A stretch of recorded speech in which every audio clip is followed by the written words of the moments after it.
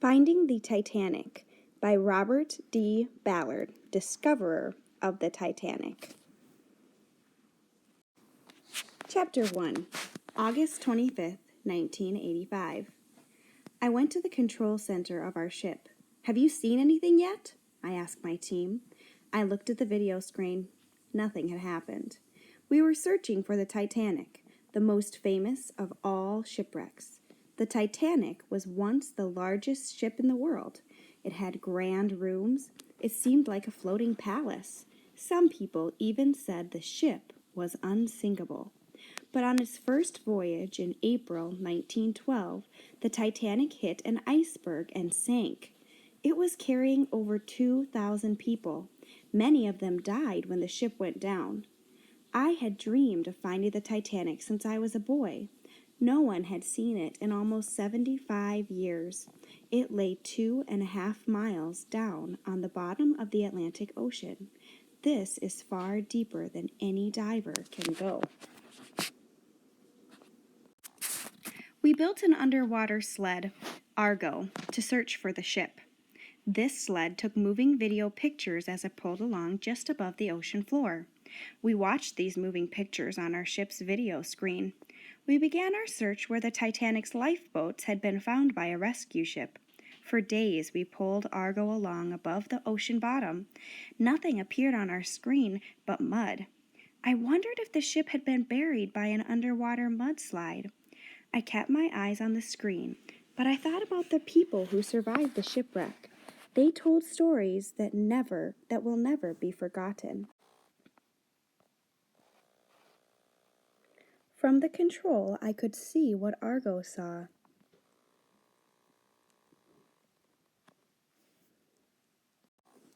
Chapter 2, April 10th, 1912.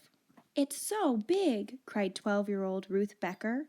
The huge black hull of the Titanic sat in the docks at Southampton, England. The Becker family had been living in India, but now Ruth's brother was ill. Mrs. Becker decided to take her children back to America. So Mrs. Becker, Ruth, 4-year-old Marion, and 2-year-old Richard had sailed from India to England. Now they would board the Titanic for the trip to New York.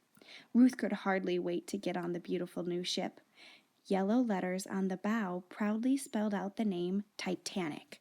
The Titanic was the largest ship afloat. It had 9 decks, and it was as tall as an 11-story building. You could walk for miles along its decks and passageways. The Beckers boarded the Titanic, and a steward helped them find their cabin. "This is just like a hotel room," Ruth said. Before the ship set sail, Ruth decided to explore. She climbed up the grand staircase. Gold-plated light fixtures hung from the ceiling. Sunlight shone through a big glass dome overhead. Ruth found the rooms of the wealthy first-class passengers. One of the doors was open. Ruth peeked inside. This room was bigger than her whole cabin. It was fancier, too. Ruth stepped into an elevator near the grand staircase. She went down as far as it would go. She discovered a swimming pool and steam baths. The hallways in the lower decks of the Titanic were crowded. Families carried large trunks and suitcases. Ruth heard many different languages. These were the third-class passengers. Many of them were hoping to make new lives for themselves in America. A loud whistle sounded. Ruth hurried back to her cabin. It was noon, sailing time. She and her family went onto the boat and deck. Hundreds of passengers cheered as the Titanic pulled away from the dock. They waved to their friends on shore. There were even small boats waiting in the water. These boats were filled with people who wanted to see the biggest ship in the world to set sail. For the first few days of the voyage, the weather was clear and the ocean was calm. The Beckers ate their meals in the second-class dining room. They sat at a long table with many other passengers. On Sunday afternoon, it became very cold. Ruth sat with her mother and some of the other passengers in the lounge. "We're making good speed," one man said. "We might even arrive in New York early if we don't run into ice." "So I hear," said Mrs. Becker. I wouldn't mind seeing an iceberg, though," he continued. "I'm told they're quite a sight."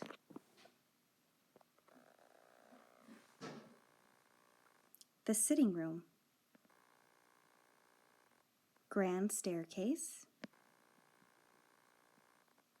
The deck. This is the Parisian Cafe.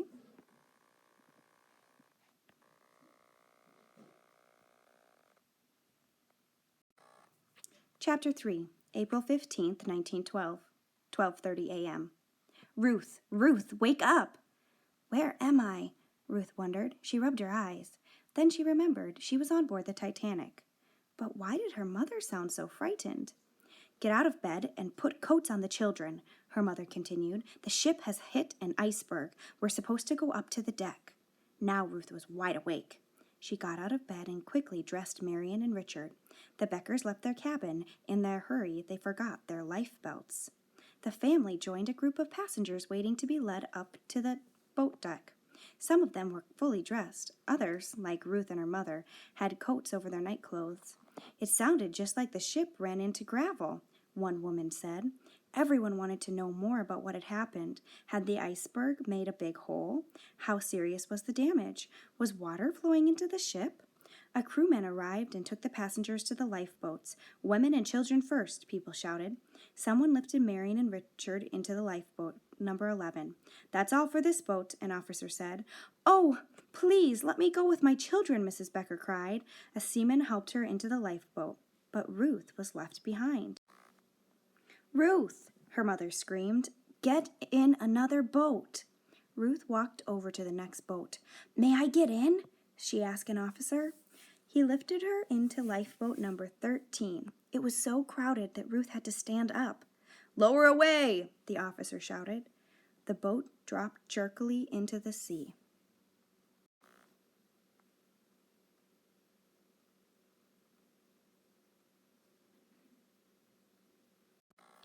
Ruth looked up at hundreds of passengers still on board the Titanic.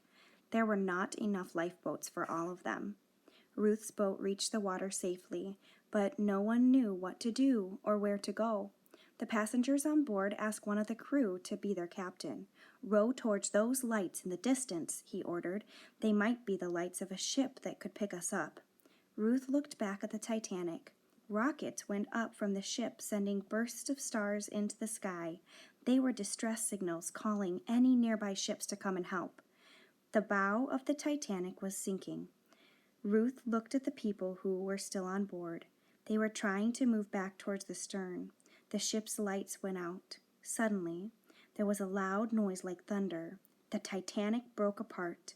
Ruth watched people leap into the sea. The bow disappeared under the water. For a minute, the stern stood straight up in the ocean. It looked like a huge whale. Then, the Titanic dove beneath the waves. Chapter 4, April 15th, 1912, 3 a.m. The sea will be covered with ships tomorrow, said a crewman in Ruth's boat. They will race from all over to find us. The lifeboats from the Titanic drifted on the calm, cold ocean. The survivors tried to keep the boats together by calling out to one another in the dark. Ruth heard a rocket. In the distance, she spotted a faint green light. Could it be a rescue ship? Everyone in the boat who had a scrap of paper lit a match to it. They held these torches up high in the air. Maybe someone would see them. The passengers at the oars rowed toward the lights. As they drew closer, they could see that the lights came from a large ship. The ocean became rough. Ruth was drenched by the cold, splashing water. Finally, the lifeboat pulled alongside the rescue ship. Crewmen on board lowered a swing down to the boat. Ruth's hands were too numb to grasp the ropes. Someone had to tie her into the swing. The crew pulled her up the side of the ship. Its solid deck felt good beneath her feet. Ruth went up to the ship's open deck. Most of the lifeboats had come in, but there was no sign of her family. Then Ruth felt a tap on her shoulder. Are you Ruth Becker? A woman asked. Your mother has been looking for you. She led Ruth to the second-class dining room. Mrs. Becker, Marion, and Richard threw their arms around her. Ruth's eyes filled with tears of relief. The crew of the rescue ship, the Carpathia, searched the sea for several hours, but no more survivors were found. Several days later, the Carpathia arrived in New York City's harbor. Thousands of people waited in pouring rain to greet the survivors. Ruth heard cries of joy from many people who had found their loved ones, but many others looked sad as they searched for family and friends who had drowned. Some of the Titanic's passengers prepared to board the rescue ship from their lifeboats. Chapter 5, August 31st, 1985. Almost 75 years had passed since the Titanic sank, and now my team and I searched for the wreck. As each day went by, I wanted to find the lost ship more than ever. Our time was running out. We hadn't seen a single sign of the wreckage. We sometimes wondered if the Titanic really did lie on the ocean floor. Late one night, Stu Harris pointed to the video screen. "There's something." The sleepy crew looked at the screen. They could see pictures of man-made objects. "Bingo!" Stu yelled. Argo's camera picked up a huge boiler on the ocean floor. Boilers burned coals to drive a ship's engines. This one had to belong to the Titanic. Soon we saw pieces of railing and other wreckage. At last my dream had come true.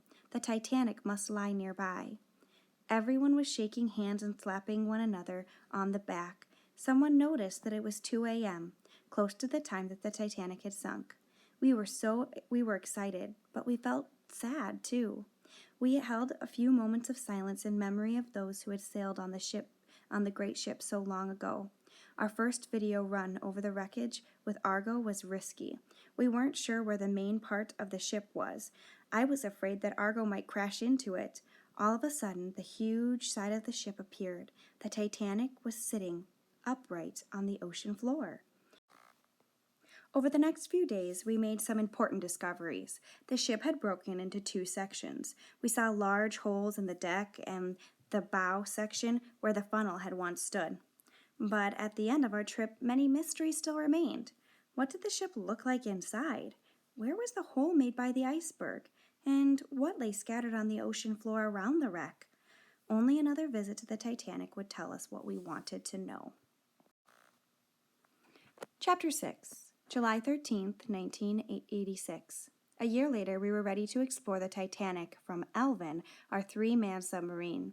I took off my shoes and climbed in. We squeezed into Alvin's tiny cabin. Soon we began our long fall to the ocean bottom. As we went down, it became colder and darker inside the little submarine.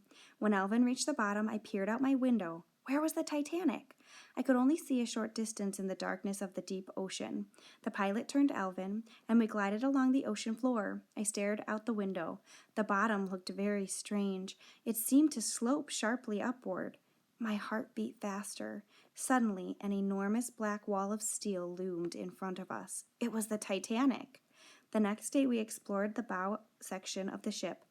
The bottom part of the bow was buried in mud, but I could see the large anchor still hanging in place. We rose slowly up the ship's side. To my surprise, the glass in many of the portholes was not broken. I searched for the yellow letters spelling out the name Titanic, but they were covered with rust. Alvin began to move over the forward deck of the ship. Its wooden planks had been eaten away by millions of tiny sea worms. We passed over the bridge of the ship. From here, the captain and his officers had steered the Titanic. We headed toward the grand staircase. Its big glass dome was gone. This would be the perfect place for our small robot, Jason Jr., to go inside the ship. Then we could take close-up pictures. The next morning, we landed Alvin near the opening of this grand staircase. At last, Jason Jr., or JJ, could see inside. Alvin is lowered into the water.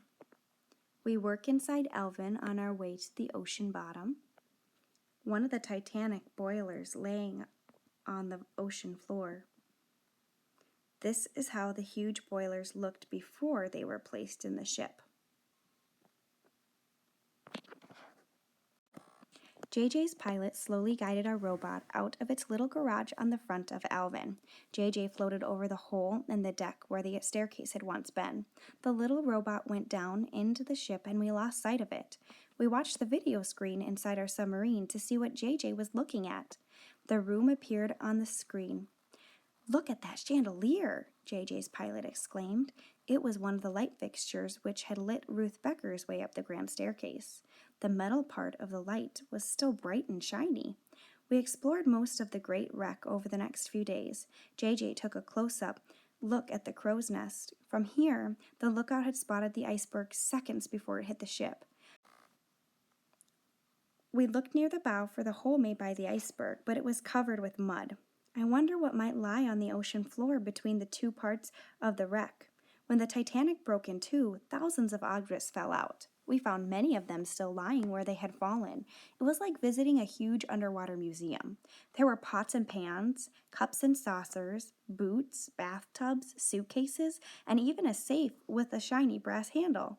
Before we left the Titanic, we placed two metal plaques on its decks. The one on the stern section is in memory of all the passengers who lost their lives. The plaque on the bow section asks anyone else who visits the Titanic to leave it in peace. JJ takes a close-up look at one of the Titanic's anchors.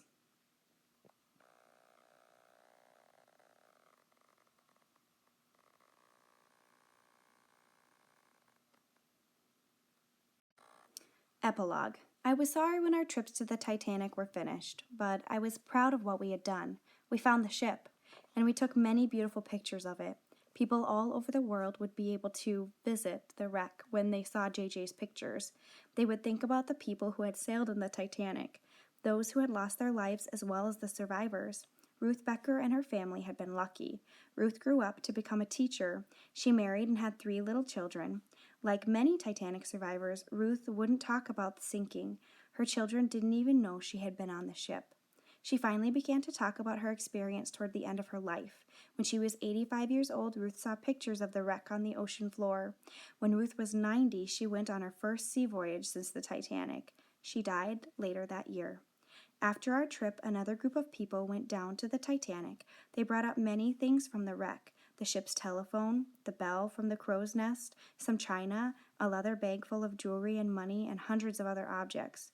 I was very sad when I heard this. The Titanic should be left in peace as a monument to those who lost their lives on that cold, starry night so long ago.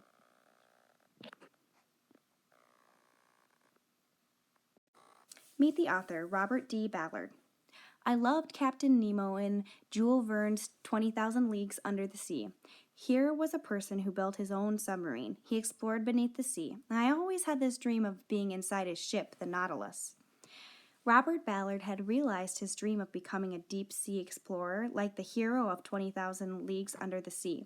Today, Ballard works as a marine scientist, a scientist who explores and studies the ocean. Ballard has explored underwater mountains, underwater volcanoes, and shipwrecks. Since finding the Titanic in 1985, Ballard has continued to search the world's oceans.